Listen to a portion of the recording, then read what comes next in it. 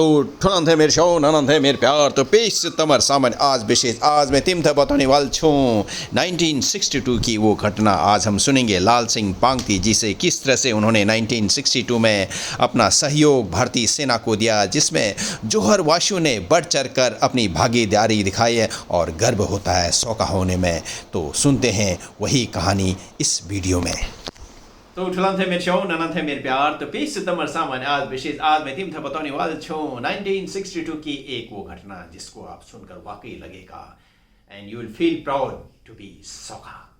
सो उस घटने को मैं आज आपके सम्मुख रखने वाला हूँ और मेरे साथ बैठे हैं लाल सिंह पांगती जी। नमस्कार भलछाई दिन। भले छूँ भले छूँ। तो यहाँ पर ये एक चीज़ है कि लाल सिंह पांगती जी की भूमिका में है चंद्र सिंह दासपा जी। तो ये मैं एक लेख जो जोहार समाचार में छपा फरवरी 2000 के अंक में प्रकाशित हुआ था और उसमें नेत्र सिंह पांगती जी ने जो है लाल सिंह पांगती जी से मुलाकात कर वो बात सुनी जो बात मैं आज आपके सम्मुख रखने वाला हूँ 1962 की वो घटना। तो मेरे साथ है लाल सिंह पांगती जी। नमस्ते नमस्ते भलछाई। हाँ क्या पूछने थी? हाँ मैं पूछ रहा था 1962 चाइना वॉर की कहानी आपसे जरा सुनाएंगे? हाँ भलछाई थी सब। आज मुझे काफ़ी खुशी हो रही है कि मेरा इंटरव्यू ले रहे हैं। हाँ आपके जीवन की सबसे बड़ी घटना किसको मानते हैं आप? अच्छा, मैं अपने जीवन की सबसे बड़ी घटना इसको मानता हूँ मैं 1962 जो चाइना वॉर है इसके बारे में तो आप सभी को मालूम ही है। तो हुआ यूं कि 20 सितंबर 1962 को चीन ने अरुणाचल प्रदेश और लद्दाख से भारत में हमला बोल दिया एकाएक। तो पूरे देश में जो है आपत्तिकाल लग गया। हम लोग उस समय जौलजिबी में थे। जौलजिबी का मेला चल रहा था और जैसा कि आप सभी लोगों को मालूम ही है कि जौलजिबी का मेला काफ़ी प्रसिद्ध मेला कुमाऊं का माना जाता है और हम जोहार के धारचूला के और अगल बगल वाले बागेश्वर वाले सब लोग जो है जौलजिबी आते थे। वहीं पर जो है खरीद फरोख्त सामानों का, अनाजों का, ऊनी वस्त्रों का, जानवरों का, हर तरह का जो है व्यापार होता था। तो हम लोग जो है उस समय जौलजिबी में थे। अच्छा पांगती जी ये बताइए फिर क्या हुआ जौलजिबी मेले में? तो हुआ ऐसा कि मैं जौलजिबी में था तो 5 नवंबर 1962 में चीन ने जो है लीपू लेक से अपना सेना जो है आगे बढ़ने के लिए काला पानी तक आने के लिए और युद्ध करने के लिए ऐसा खबर पता चला। तो हिंदुस्तानी फौज जो है फिर वहाँ पहुँच गए रातों रात पाँव फटने से पहले पिथौरागढ़ से धारचूला। और वहाँ जाते ही वहाँ की जो आर्मी ब्रिगेड के कमांड थे उन्होंने जो है डीएम साहब पिथौरागढ़ के जो जीवन चंद्र पांडे जी थे उनको उन्होंने कहा कि भाई तुरंत जो है 500 पोर्टर की आप प्रबंध कराओ क्षेत्र से।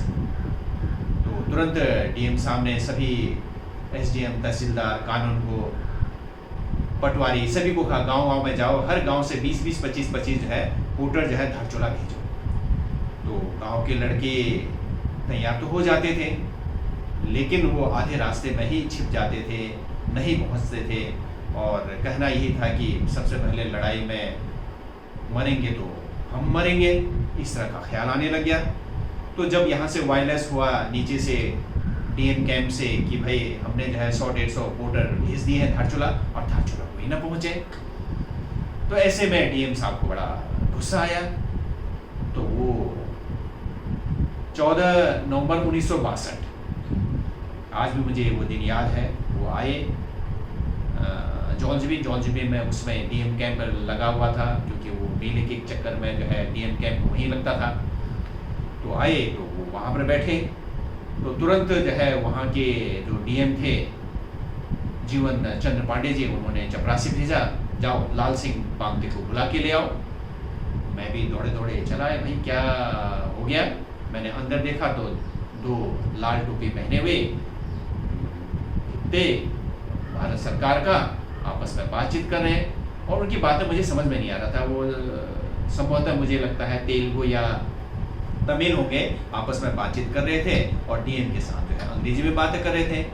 तो मैं अंदर कैंप में बैठा, उनकी बातचीत से जो है जो आर्मी के कमांडेंट थे वो तो काफ़ी नाराज़गी कर रहे थे कि आज देश संकट में है और क्षेत्र के लोग जो है कोई हमारा साथ नहीं दे रहा है और यहाँ पर तो मैं मिलिट्री शासन लगाऊंगा। तो वहाँ डीएम साहब बहुत ही शर्मिंदगी महसूस कर रहे थे। उन्होंने आशा भरी नज़रों से मेरी ओर देखा। हाँ लाल सिंह पांगती जी, आप तो इतने अच्छे व्यक्ति हो, देश सेवा की बात करते हो और आपके क्षेत्र से कोई नहीं आया। मैं चौंक गया, क्या मतलब सर? तो डीएम साहब ने कहा कि भाई तुम्हारे क्षेत्र से वोटर बनने के लिए कोई नहीं आया। तो मैंने कहा सर ये तो हमारे नॉलेज में नहीं है, हमको तो किसी ने बताया नहीं और ऐसा हो ही नहीं सकता है। तो तुरंत जो है जो ब्रिगेडियर साहब थे अंदर, उन्होंने कहा ऐसा करो लाल सिंह पांगती जी, आप हमको जो है 250 वोटर दे दो तुरंत। तो मैंने कहा सर अभी 250 वोटर तो नहीं, लेकिन मैं 200 घोड़े जरूर दूंगा ताकि वो सामान आपका जो है पहुंचा सके। तो ब्रिगेडियर बड़े खुश हो गए। उन्होंने कहा हाँ आप जो है ये अच्छा आपने विचार रखा कि 200 घोड़े आप तुरंत दे दो। तो मैं वहां से बिल्कुल उठा और बिल्कुल तेज से जो है अपने साथियों को बताने के लिए चला कि भाई आज हमारा देश संकट में है। और अभी डीएम साहब ने अपने कार्यालय में मुझे बुलाया और उन्होंने कहा कि 200 घोड़ों की जरूरत है। अच्छा पांगती जी, एक ये बात जानना चाहते हैं कि आपको पूरा कॉन्फिडेंस था कि इस पूरा सबका समाज देश हित में इतना आपका सहयोग करेंगे? अरे क्यों नहीं करेंगे, हमारे साथी देश संकट में है। तो सब जोहारवासी तैयार हो गया। अच्छा देश संकट में, लो पांगती जी यू भाड़े में लीजा, यू भाड़े जो है मेरे यू खेचर लीजा, यू लीजा। सब लोग जो है पांगती जी को 200 घोड़े लाइन लगाता गया और भेज दिया धारचूला।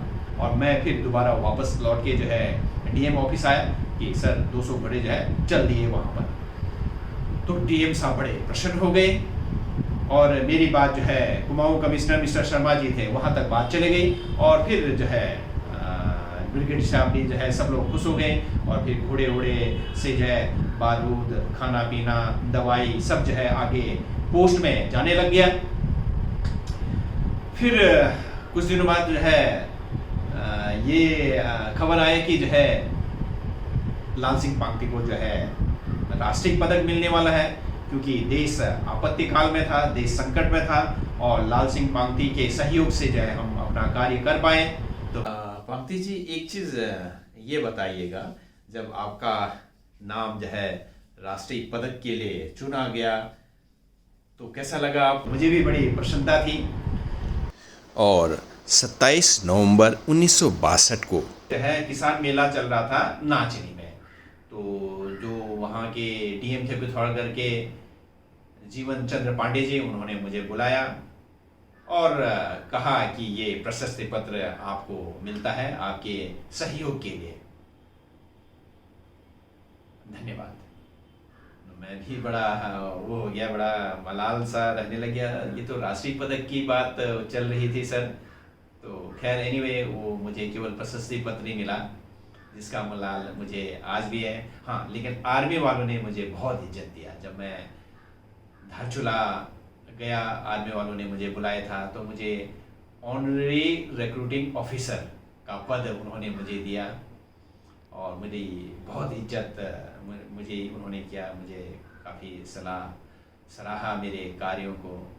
तो ये वाक़या जो है 1962 का रहा। लेकिन मैं धन्यवाद देना चाहूँगा हमारे जोहारी भाई बहनों को 1962 में, जिन्होंने बिना कुछ सोचे समझे अपने घोड़े जो है तुरंत दे दिए। और पता और घोड़े का खाने का, घोड़े का घास का डीएम साहब ने जो है इसका बंदोबस्त कर दिया था। और मुझे याद है एक घोड़े का किराया उन्होंने 20 रुपये भी तय किया। तो ये सब जो है वो सब इसी विचार से हुआ कि हम जो है देश सेवा के लिए आगे बढ़ें। तो मैं धन्यवाद देना चाहूँगा कि ये आज मुझे याद आया 1962 की वो घटना, जिसमें हमारे जोहार के क्षेत्रों ने न वो आर्मी में थे, न वो कोई राजनेता थे, कॉमन पर्सन, घुड़वालों ने जो है देश की रक्षा के लिए अपना सहयोग दिया। ये जोहारियों का बहुत बड़ा एक देश 1962 में अपना योगदान रहा। हालांकि हिंदुस्तानियों के पास हमारा पारंपरिक हथियार था, बहुत बहादुरी से हमारे सैनिक लड़े थे, लेकिन हम लोग हार गए। लेकिन कहीं उन्होंने कोई कसर नहीं छोड़ी।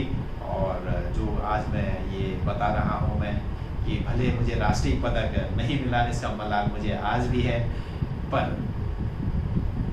राष्ट्रीय पदक ज़रूर मिलना चाहिए था मेरे जोहार वासियों के खातिर। तो आज खूब जोश और भी उमंग होता है, कोई बात नहीं, ये एक विचार मेरे दिल में था तो मैंने आज यहाँ पर व्यक्त करने की बात सोची। तो अभी हम बात कर रहे थे मुनस्यारी के लाल सिंह पांगती जी, जिन्होंने जब राष्ट्र संकट में था तो किस तरह से उन्होंने अपना सहयोग दिया। तो इसी तरह से चेचेवा चैनल में कुछ न कुछ बातें करते रहेंगे। नमस्कार। तो किकलाती मदकार चेचेवा ठीक है। तो कस लग भल लगी। तो इसी तरह से चेचेवा चैनल में कुछ न कुछ बातें करते रहेंगे। तो की कलाती मदाकर चेचेवा